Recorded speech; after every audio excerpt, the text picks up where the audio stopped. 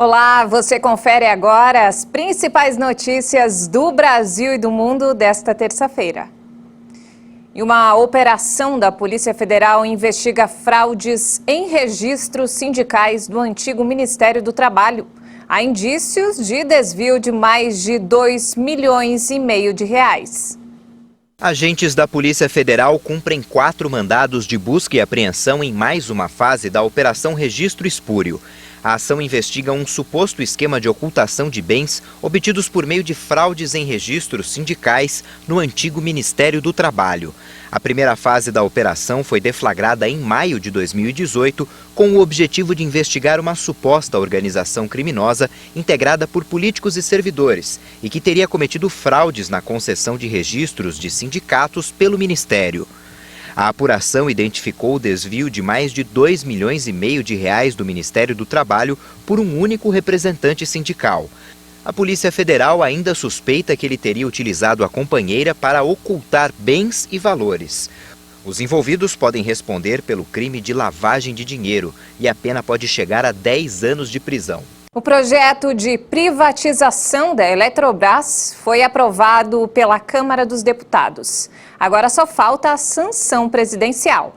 A Câmara dos Deputados aprovou nesta segunda-feira o texto base da medida provisória que permite a privatização da Eletrobras. O projeto, promovido pelo governo do presidente Jair Bolsonaro, recebeu 258 votos a favor e 136 contra. O texto agora segue para sua sanção presidencial. A privatização da maior empresa de energia elétrica da América Latina vai acontecer através da emissão de novas ações. A participação do Estado no capital da Eletrobras vai diminuir de 51,8% para 45%, mas um poder de veto vai ser mantido em decisões estratégicas, através da chamada Golden Share. A oposição alerta que a perda do controle acionário pode gerar um aumento nas contas de luz e ameaçar a soberania energética do país. O ministro da Economia, Paulo Guedes, garante que a operação vai reduzir a conta de luz de residências e empresas em até 7,4%. Se tudo correr como o governo espera, o aumento de capital vai acontecer no início de 2022, com expectativa de arrecadar até 60 bilhões de reais, dos quais 25 bilhões iriam para os cofres da empresa. O resto iria para programas públicos de desenvolvimento e redução de tarifas. A proposta já havia sido aprovada pelos deputados no mês passado, mas o Senado fez modificações que exigiram nova votação na Câmara. E agora vamos falar sobre coronavírus. Olha só, chegou hoje em São Paulo o primeiro lote com 1,5 milhão de doses da vacina da Janssen. E a Pfizer deve entregar hoje à noite mais de 500 mil de doses. O primeiro lote com 1,5 milhão de doses da vacina da Janssen compradas pelo Ministério da Saúde chegou ao Brasil pelo Aeroporto Internacional de São Paulo, em Guarulhos. Essa é a vacina desenvolvida pela divisão farmacêutica do grupo Johnson & Johnson. A imunização com a vacina da Janssen é feita com uma dose única, diferentemente de outras vacinas. O imunizante pode ser armazenado por pelo menos 3 meses em temperaturas de 2 a 8 graus. A eficácia apresentada nos estudos foi de 66% para casos moderados a graves e de 85% para os casos graves. O contrato do governo federal com a farmacêutica prevê a entrega de um total de 38 milhões de doses. E a farmacêutica Pfizer entrega na noite desta terça mais 528.840 doses da vacina contra a Covid. É a primeira das 3 remessas previstas para esta semana. Os outros 2 lotes estão programados para chegar na quinta e no domingo, cada um com mais 936 mil doses, e totalizando 2.400.000 doses em 3 voos. Até o momento, 14 lotes com vacinas da empresa americana chegaram ao país, somando 10.700.000 doses do imunizante desenvolvido pela Pfizer-BioNTech.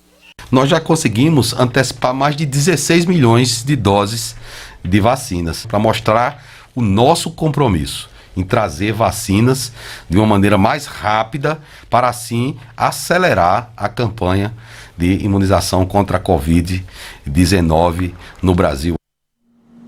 E nos destaques internacionais, a Colômbia ultrapassou na segunda-feira 100 mil mortes pela Covid-19, além do recorde de óbitos registrados em 24 horas.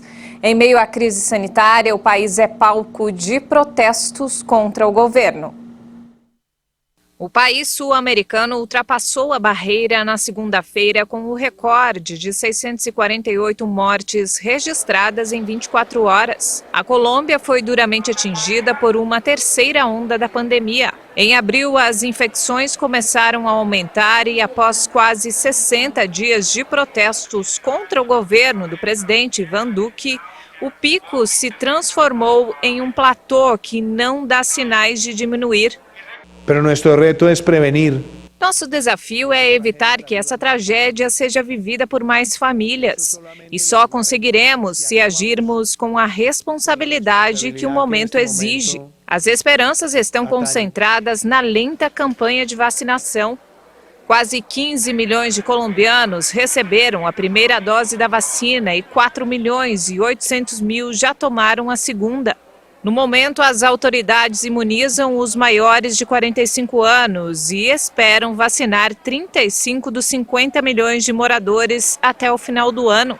Especialistas apontam que o relaxamento das medidas, a reabertura para amenizar a crise econômica e os protestos com milhares de pessoas nas ruas, além da presença de variantes mais contagiosas do vírus, contribuíram para esta terceira onda da pandemia na Colômbia. E a União Europeia aprovou sanções contra 7 setores econômicos de Belarus com o objetivo de afetar as fontes de receita do governo de Alexander Lukashenko. Os ministros das Relações Exteriores dos 27 países da União Europeia, reunidos em Luxemburgo, aprovaram sanções contra 7 setores econômicos de Belarus. O objetivo é afetar as fontes de receita do governo de Alexander Lukashenko. A União Europeia deixará de importar alguns tipos de potássio, assim como produtos petrolíferos. A decisão ocorreu depois que o governo em Minsk desviou um avião da Ryanair e prendeu um jornalista crítico ao governo que viajava a bordo. Os ministros também estabeleceram sanções para 78 pessoas e outras 8 entidades pela repressão à oposição. Dessa forma, elas ficam proibidas de viajar para o bloco, onde terão seus ativos congelados. 7 pessoas e uma entidade estão diretamente envolvidas no desvio de um voo da Ryanair em 23 de maio para Minsk.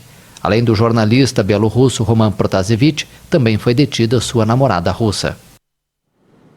E a Índia realizou testes com 2 drones que prometem levar medicamentos a locais de difícil acesso em meio à onda agressiva de Covid.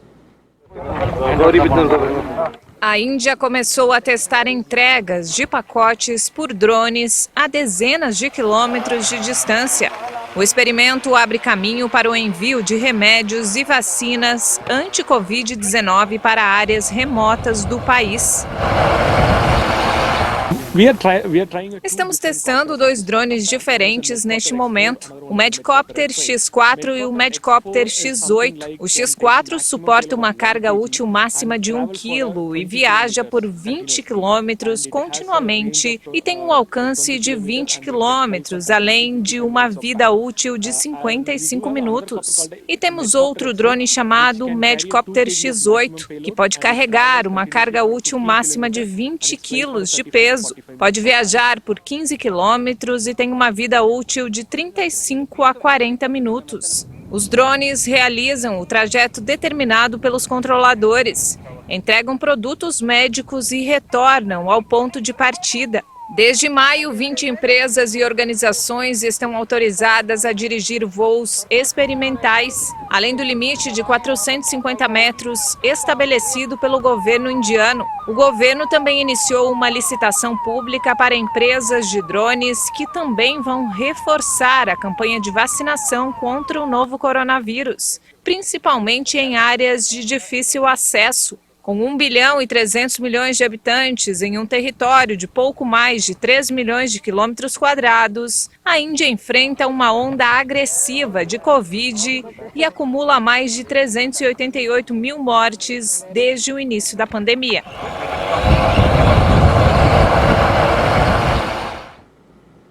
E não temos mais tempo, essa edição fica por aqui. Mais informações ao longo da nossa programação.